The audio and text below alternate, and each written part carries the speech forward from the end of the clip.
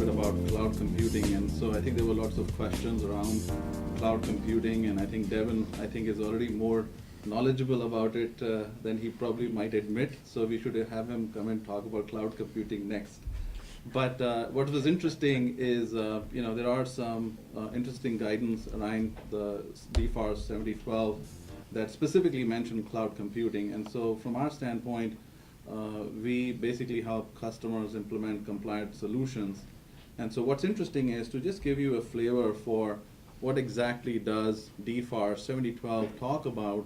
And I think what's also interesting is, and what's I think coming down the pike is, in many ways, DoD and DFARS, through the DFARS reg, is sort of the trendsetter in really helping the ecosystem, if you will, deal with enhanced security measures that everybody needs to take. I mean, it's very well known that as the government sort of hardens its security stance, state actors, other people that are looking for information will go to softer targets, and that is the ecosystem. As the breaches have shown, it wasn't necessarily the government system that was breached, but it was some supplier, contractor and such that was breached. And so I think that trend will just keep on happening, just given the way things are shaping up. So I think it's DFARS first.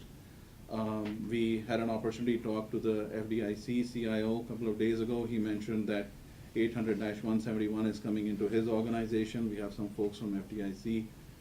They're talking about it, and I think now FAR is coming. So I think it's just inescapable that we've got to take a look at it from an ecosystem standpoint. So again, what's interesting is DFARS Clause 7012 specifically calls out the use of a cloud computing based system, and basically what it says is it should be, and this is a direct pull from their website, is it talks about a FedRAMP moderate accredited system.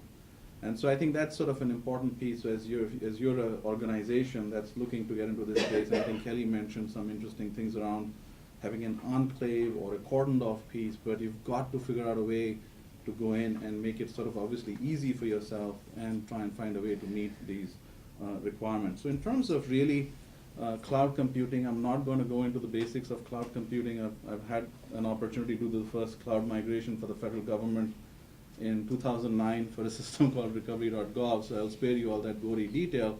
But really at the basics, from a cloud computing standpoint, what's interesting is, a lot of people talk about time to market, but I think what's important here is time to compliance. And so what cloud computing does in this particular case, a FedRAMP moderate cloud computing platform, is it gives you all of those tools that are necessary for you to go in and secure your information system. So for example, if I need to go and find a way to go in and provide multi-factor authentication, it's there. If I need to go in and implement logging, monitoring, things like that, there are tools available.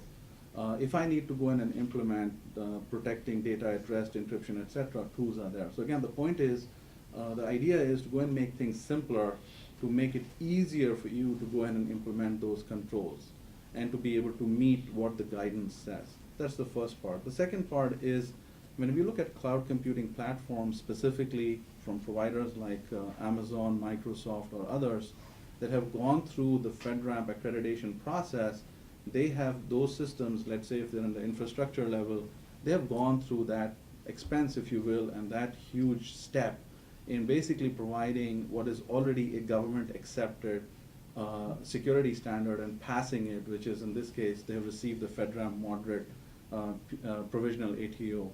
And so really what that means is now you're able to go in and reduce your, I would call, compliance burden to just the pieces that you're responsible for, which in this case is the application and the data. And just since we are approaching the lunch hour, it's really a sandwich, right? So you've got your application by which you go in and access your data.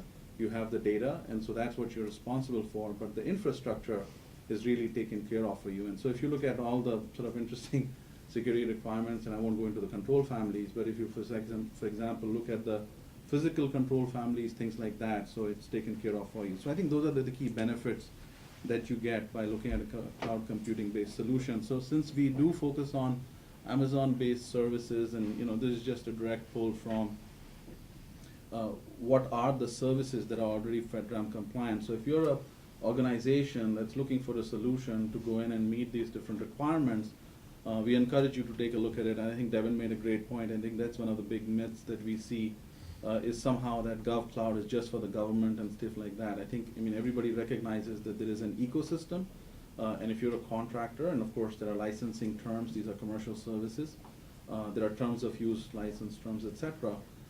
You are able to go in and access them, and if there are any questions on that, happy to go in and answer those. But how does exactly compliance or time to compliance help? So I won't go into all the gory details of trying to match 800-171 to specifically what Amazon does or Cloud Platform does. But again, the point of this slide is to just say, okay, for each one of the requirements that you have, there are solutions, again, that are available to you. So again, you're able to go in and reduce your cost and the time to compliance by using that solution option, if that's something that you might want to consider. So in terms of what we have seen in terms of really trying to go in and implement or comply with an information program like this, again, we're not CCI or CUI experts. For those, we have folks from the government to sort of help you and give you guidance on that. And we have folks from industry, again, people, the NDIA is a great organization. They have a lot of great content, and there are lots of people there at NDIA who I introduced earlier. But the bottom line is, it's on you to go ahead and figure out what exactly is CDI, CUI in the context of what you do. Again, dialogue, I think the word dialogue came up a lot. If you don't know and if you're unsure, ask. I think that's probably the safest measure. I think I had an interesting conversation with a company 2 weeks ago, and they were on the phone, and they said they do some interesting work for the Navy, which I won't go into, and they said, well, we made a determination, we have no CUI. And I said, well, oh, that's great, good for you. How did you make that determination? And they said, we ran a scanner on our systems, and we looked for the keyword CUI, and we were told we have no CUI. I said, that's great. I hope whoever you're talking to is helping you out. But again, the point of it is, I think the larger issue though here is, jokes apart, I think what the government is trying to do, and I think all of us within the ecosystem, what we're trying to do is, ultimately it is about information security. I mean, ultimately it's sensitive information. It's not just about taking a checkbox and saying is it CUI or not and stuff like that. I think the larger issue here is there is information, sensitive information at risk, and if we are in that ecosystem and we are interested in doing business with a customer like the US federal government or DoD, I think the onus is on us to make sure that we're responsible with that information. I think that's sort of the larger picture, but again, I just share that story with you as an anecdote. Again, review your security policies, procedures, rules, all the interesting stuff. Again, Devin talked a little bit about information sharing agreements and things like that. Again, I think documentation is important. I think as any good legal consultant will tell you, you need to have that together. The second part then is go in and build a compliant solution, and there are different options. We have a free ebook for those of you that are interested. And you need to essentially, at a high level, go in and look at what exactly are the services that you want to consume. And again, you don't have to go and pre-buy those services. You can buy them as you consume them.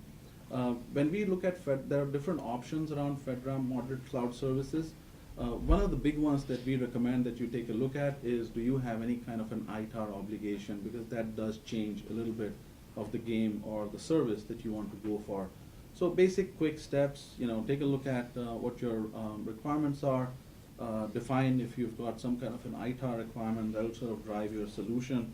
And then finally, most important, I think, is go in and create your security documentation. Really the compliance documentation, I think NIST SP 800-171 and quite honestly a lot of the other special publications from NIST do a great job of outlining what those are. I think the SSP, for those of you that have done federal IT systems, it's straightforward. I won't say straightforward, but you know exactly what it is and how it's made. One of the things I've noticed is, again, it's a process of change and everybody's sort of trying to work through this change. I think one of the things around the SSPs, there was some guidance provided or clarifications provided by DoD that, they're not necessarily prescribing a specific format, just go ahead and document what you have and do. You're certainly at liberty to do so, but I think I would encourage you to go ahead and look at the prescribed format that NIST has, because ultimately think about the person that's going to read that SSP.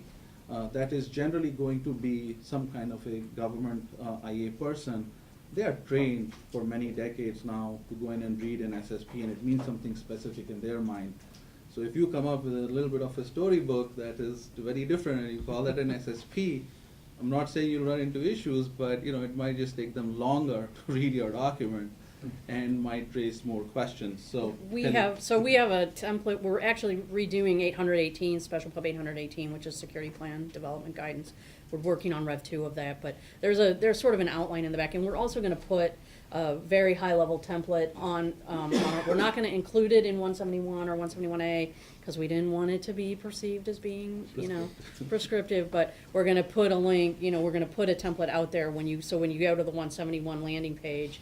There will be an SSP template there that it'll be very high level, but like what GP is saying, that'll may help if everyone uses it.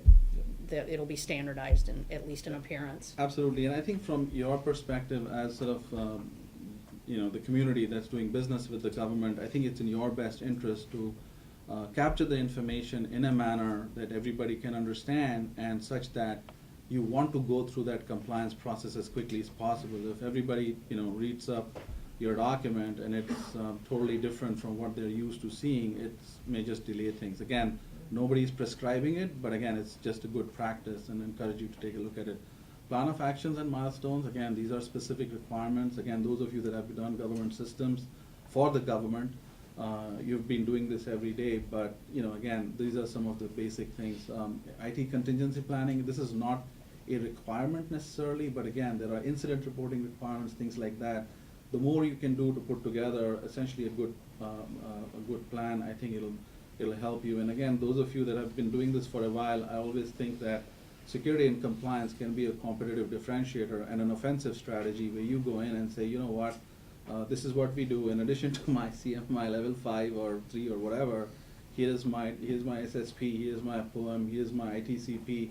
This is how we go in and report incidents, and that'll just save you, in my opinion, a lot of time in going through these, aggravated sort of compliance processes. Again, I mean, at the other side of the table, on the government side, they're also looking for a way to go in and make sure that that you are compliant. And the more they see a contractor that understands it and is responsive and has got their stuff together, I think that, in my opinion, should reflect positively on what you do. So again, what we see a lot of in some of the technical implementations, and I'll go through this quickly. Again, this is just common sense stuff, right? Now, again, this is what the government, we talked about NIST 800-171 being a technical document. All it is doing is specifying very common sense technical requirements. And however you choose to implement them, you can, but again, in what we've seen, cloud computing just offers you standard blueprints in taking care and not having to reinvent a lot of these wheels. And we'll make these slides available to you if there is interest. Feel free to ask us any questions. Again, I'll skip through all of these. Again, these are just common IT security and information protection best practices. Again, we of course are a for-profit corporation, so we are allowed to prescribe specific products and solutions. The government may not or cannot. But this does not mean you have to use these tools or whatever, just giving out information if you're interested. A lot of them are open source. They don't even cost you money to go and implement. So this is just a little quick plug about stackArmor. Again, thank you for being here. Let's give a wonderful round of applause to our speakers. Let's also give a wonderful round of applause to